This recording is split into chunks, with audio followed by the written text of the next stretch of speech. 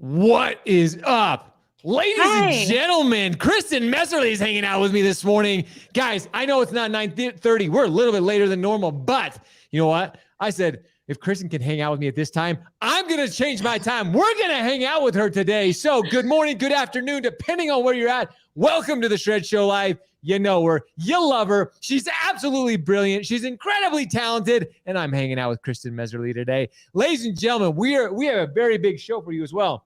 We actually have a debut. Kristin is allowed. She's giving us the opportunity, the pleasure of actually debuting some information that you are not going to want to miss. NextGen Homebuyer Report is coming at you hot, ladies and gentlemen. And like I said, Kristin is going to be sharing some information, some details that you do not want to miss. Ladies and gentlemen, are you ready? Are you ready? It is time to shred.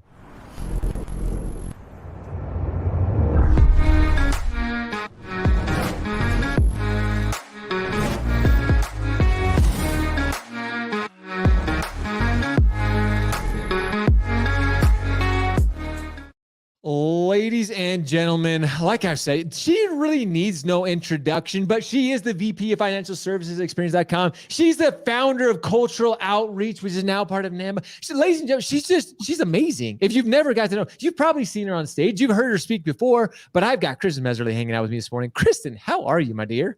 Hi. Thanks for having me. You have the most epic introductions ever. Well, you know what? If that's all I'm known for is epic introductions, I'll take it. Plus, I'm hanging out with you, so you literally need no introduction. But we have a lot to talk about. Before we get into it, though, how are you? How are things? You're all over. You're traveling. You're speaking all over the place. Things are busy for you. Yeah, it's been crazy. I'm loving seeing people face to face. So that's been really fun. But yeah, it's been a wild ride over at Experience.com, formerly Social Survey. So we've been had a lot going on there. Conferences are back, and then the new report just launched. So yeah, really excited. And that is going to be our topic of conversation, is this report. I mean, you have put some incredible, there's so much data, so many facts in here that when you first sent it over to me, I started looking at it, I'm like, woo, like there's a lot to this. There's a lot to break down. But you and I are going to try to break this down in simple terms. We're going to go over a few key points. We're going to share some data with everybody. But what's exciting about this for me, Kristin, is there is just the title of it, NextGen Homebuyer, the mindset, the shift that's happening. We need to be aware of it. We need to be thinking about it. We need to be talking about it. So let's dive into it. How did this come to be, though? Did you just say, hey, you know what? We need to create this report? Give us a little backstory. How did this even start coming to pass? Yeah, this really feels like a child that has, come over actually a really long time, because I started thinking about this when I was speaking a lot on NextGen Homebuyers, and I made a lot of assumptions based off of interviews that I did with people and my own experience and all that kind of stuff. And then you do some research online, there'd be a few reports here and there, but nothing that was centralized, like here's the NextGen Homebuyer Report, here's some specific data that really backs up what we're talking about. And so last year we did a 2020 NextGen Homebuyer Report, which we started to do in April. And of course, COVID was hitting right then. And so it was a really weird time. And so we did a follow-up survey in September, and we just had such an incredible response. And I had content for the entire year, basically, of stuff that I could pull from and really interesting points that was especially relevant right now.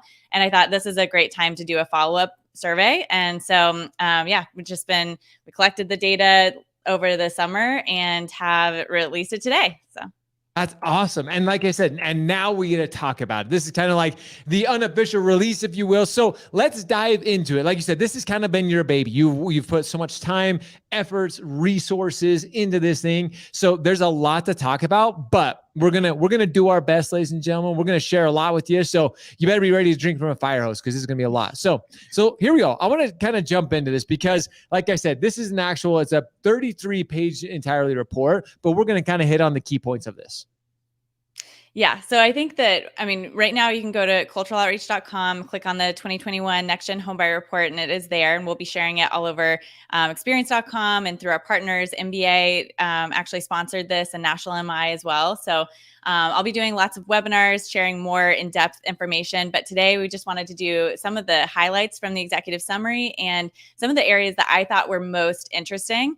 Because, the research that's out there, there's a lot of stuff on how, like, some of the behaviors around next-gen homebuyers. But I think that in this report, we really dive into the understanding of the homebuyer experience, their perceptions and feelings around home buying, and also their behaviors online, which is some of the stuff that I want to get into today.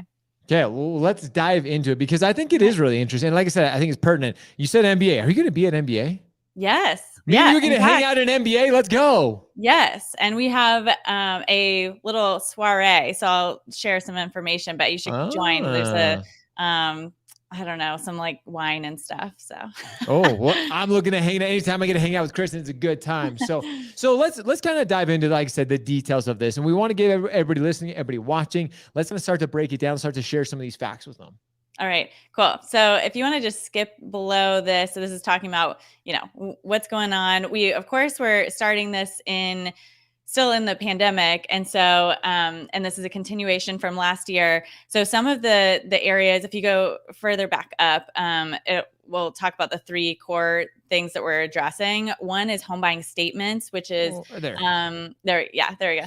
The home buying statements, which are the common myths and statements that you hear from millennials and next-gen home buyers that we talk a lot about, like needing 20% to buy a home, or those types of things. Like, do they even want to buy a home right now?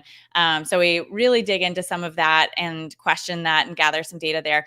And then COVID-19, we did find an increase, I think expectedly, that we found an increase in some of that it had a detrimental impact on whether millennials or next-gen homebuyers in particular, their plans around buying a home, and even more so in Black millennials in particular.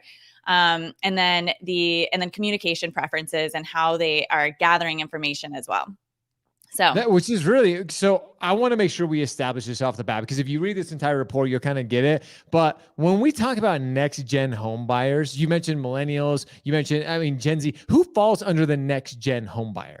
Yeah. So, you can see this ranging all over the place, but in our report, we chose 22 to 37 years old. So that's like a little bit of the Gen Z population, but still in the home buying age, and then all the way up through millennials. Oh, I like that. Kind of encompasses all of them, right? There's a lot of people that fall under that category. Love it. Absolutely love it. Awesome. Yeah. Okay, let's keep talking about this, because I think it's so interesting. Yes. Okay. So going into that next section, I think this is really interesting, and if you've ever followed any of my stuff, I'm always talking about education and helping to empower next-gen home buyers to understand the process. But one of the big findings we had was that 1 in 4 said that their biggest challenge was a lack of understanding around the home buying process. And, this supports all of the interviews I've done with everyone that has ever thought about buying a home in our population that I know.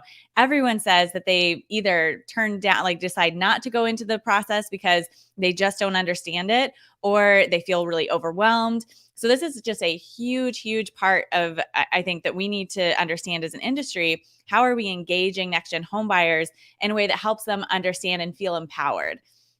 So this is a big one. And also, it's funny because I actually went through the home buying process at the beginning of this year myself.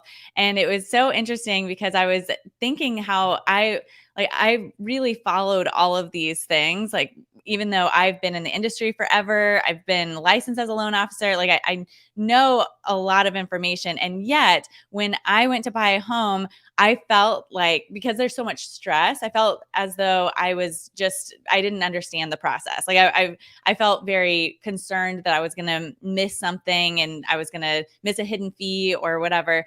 And so I think this is a really emotional aspect of the home buying process that we often skip over. Well, you mentioned something key there. It is emotional. Like, even being in the industry, you and I have been in this industry for a long time. We, both of us have our origination license.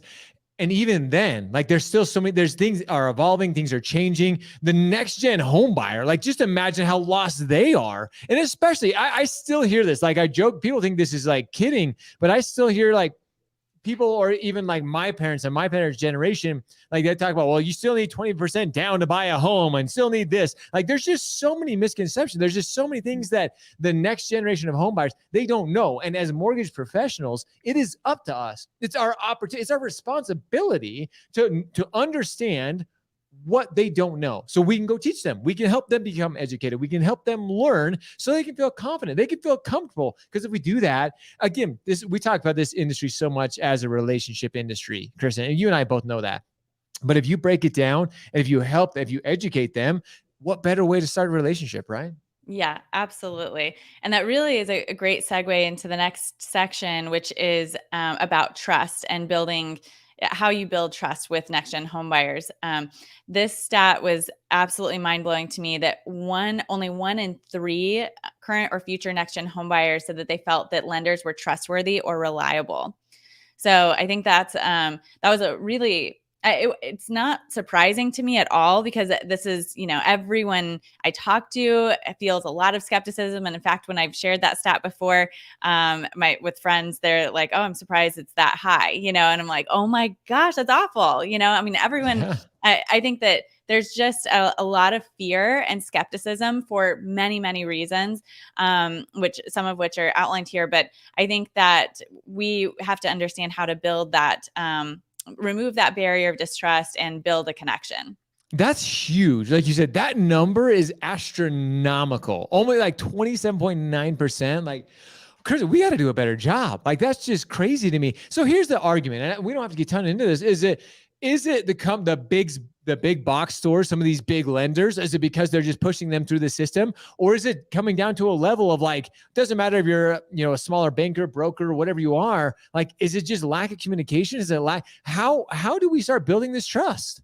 Well, it's interesting because I actually don't think it's all the industry's issue. Although, we entered adulthood during or right after the financial crisis, which is a big one. And I think there's a stat later on that talks about how we have a fear of the market being unstable and that kind of stuff. So I think that creates some distrust. But also, one thing that I've been talking a lot about lately is our money story, like the story that we have around money that we get from childhood. I mean, if you think about your earliest money memory, whether it's listening to your parents fight about the bills or, I grew up in a mortgage family, so we had a roller coaster of financial situation constantly. And that type of thing really changes, or it stays with you for the rest of your life. And you think about that in other areas of psychology, it's like a given, but we don't think about it as much around money. So I think that really plays into our level of distrust, is what was happening in the market and how we were taught about finances or not taught about finances as children as well.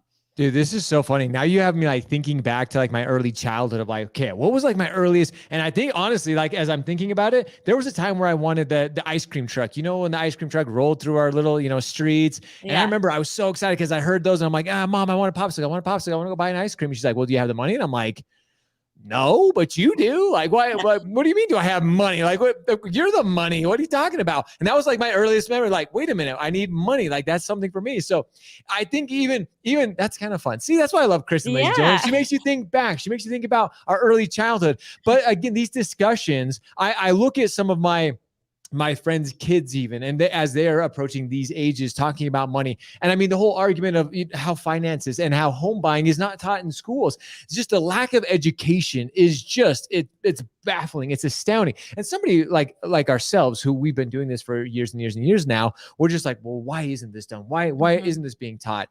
And honestly, I don't know if it ever will. It's up to us. It's up to us as mortgage professionals to actually help people learn these things. Well, and I'll tell you something really interesting that we found actually in the 2020 NextGen Homebuyer Report that is related to this. But we found a huge gender gap, which I was shocked by. Like I thought, we're looking at a younger generation. We're not going to see that kind of gender gap. But it was in every area of financial habits, and whether it's investing, all across the board. And when we controlled for whether they had children, their socioeconomic status, income, parent socioeconomic status, everything we could. And the only thing that was statistically significant was whether or not they were taught as children about financial planning. And women were significantly less likely to have been taught about financial planning as children. And so you think about, and that, at times are changing. The way that we raised children was a little bit different. There may have been there were definitely different expectations. And so that you see how much that plays into the rest of your life and how much that becomes, ingrained in things. It really does. It can, I mean, change all kinds of outcomes for us. So there Mhm. you go. Everybody listening right now, teach your kids about finance. Have those Yes. discussions. Don't be scared of it. Sometimes, but I think that's what it is. Sometimes, Kristen, I think parents don't even know where to start. How do you educate your kids on them? But it's like, hey, let's just figure this out. So, all right, Yeah. let's come back to the report because there are so many other things that I'm sure we want to discuss and get into here. But was COVID-19 really a big factor?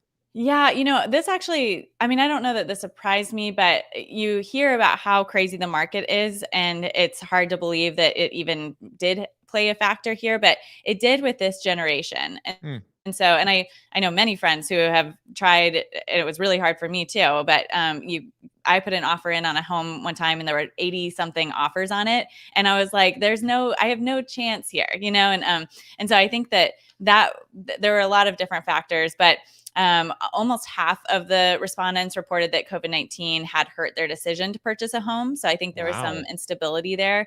And that was up from 1/3 and a year ago when we did that survey last September.